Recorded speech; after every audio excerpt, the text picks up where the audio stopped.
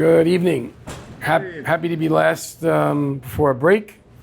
And this is a really wonderful venue. I have not been here before. It's pretty hot.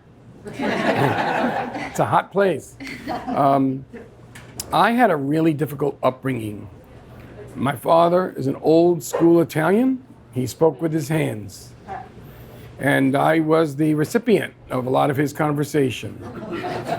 It was a challenging time. I remember at the age of 3, the first time my dad and I had a conversation. No words were spoken, but I remember it. And it went like that pretty much until my mid-teens.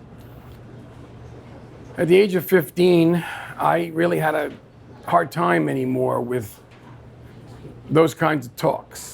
I was much more interested in using my brain and my words. And I tried to do that one time, and that was not very well received. And that made me have a much worse conversation than usual with my dad. And I got a job when I was 15 at a CB/stereo store.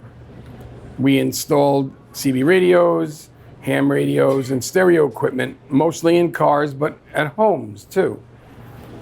And I went to buy a ham radio for myself, which cost $555. I'll never forget it. And I asked if I could put this one machine on layaway, and I'll pay and work it off. So the owner of the store thought it was great. He was impressed that I was young and willing to do what I could. He said, "I'll hire you. You could work it off." I'm like, "Wow, really? What would I do?" And he said, "You're going to learn how to install radios in cars."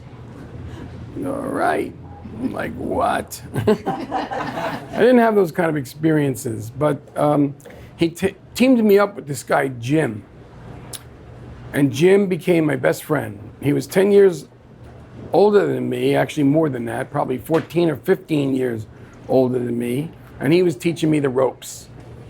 He set me up in a car, you know, one of those cheap, junky BMWs, which was brand new. It was unbelievable. I never saw a car like that. And I'm going to install a stereo system in this thing, so I can't make mistakes.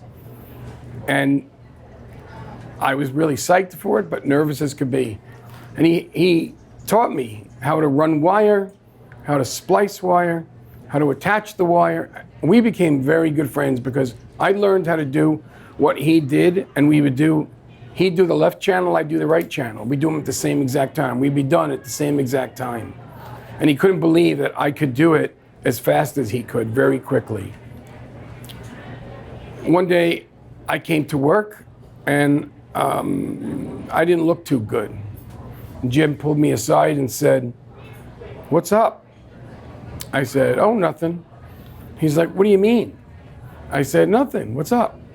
He's like, "You look like you just got the shit beat out of you." I said, "Yeah, so what?" He's like, "Come on, man. I've seen you getting a little beat up, but I never saw it like this."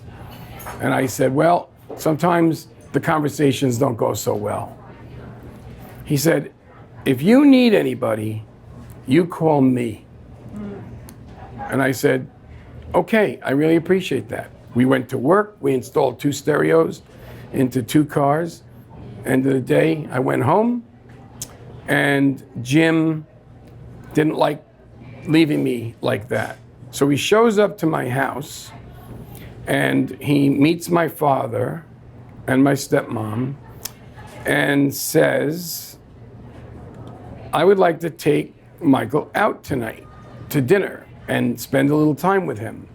My father wasn't exactly keen on this, but for whatever reason, Jim was a sweet guy, very charming, and he convinced there we go, now I hear it. Should I start again? No, just kidding. Jim was very convincing, and my dad said okay. And I get in the car, and I'm a little freaked out, like I can't believe my father said yes. And he said, "Where do you want to go to eat?" I said, "I don't know." He goes, "What do you want to eat?" I said, I don't know. He goes, come on, just pick something. So I was a wise guy at 16. I said, lobster. So we drove to Maine.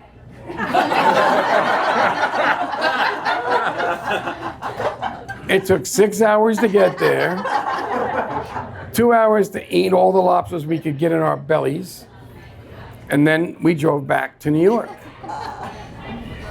I didn't get home until some ungodly hour, like I don't remember, I think it was 7 in the morning. Jim says, how's your father going to be with this? I said, I knew you were going to ask me. We went 12 hours or 13 hours and you never asked me.